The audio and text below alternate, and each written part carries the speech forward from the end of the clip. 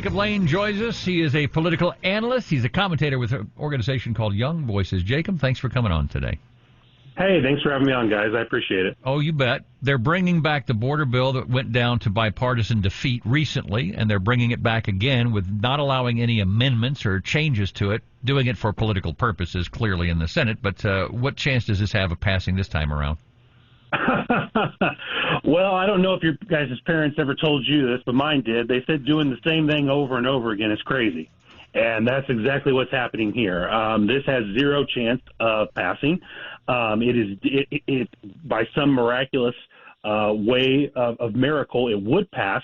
It's dead on arrival in the House of Representatives. Speaker Johnson has already made that clear.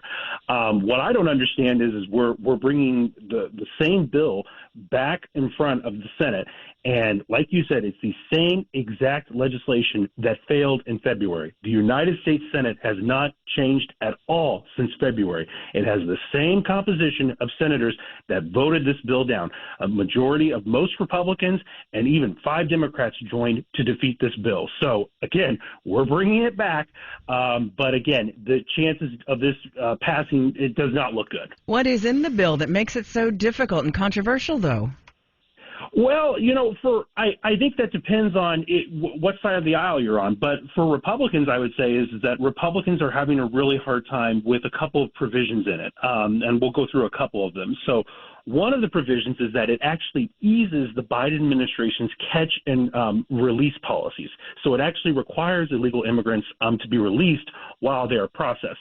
Now, we've seen the havoc this has caused in American cities across the country, whether you look at New York City, whether you look at Chicago. The social services in those cities are just being put on strain beyond. It's just beyond craziness.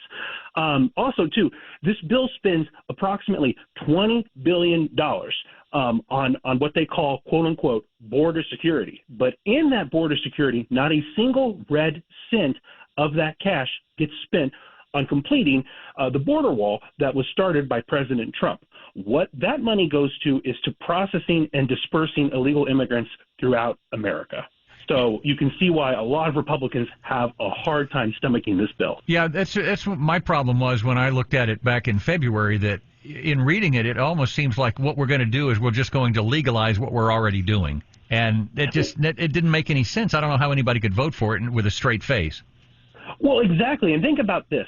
It allows up to 5,000 illegal immigrants a day. So now, I don't know about you guys, but for me, one person breaking the law is one too many. But we're going to allow 4,999 additional folks to break the law. And how did we come up with this number 5,000?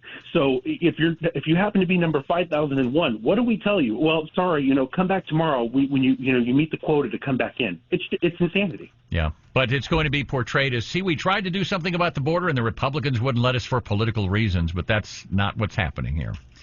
Oh, absolutely. And this is nothing more than political cover for Senator Schumer. Look, yeah. They read the polls. They understand that this issue is not polling well with the American people, and that immigration now is a top issue for voters. It's more important to many voters than the economy and inflation. And let's face it, Republicans, independents, and even most sane Democrats realize that something is not working at the border right now, and people are mad about it.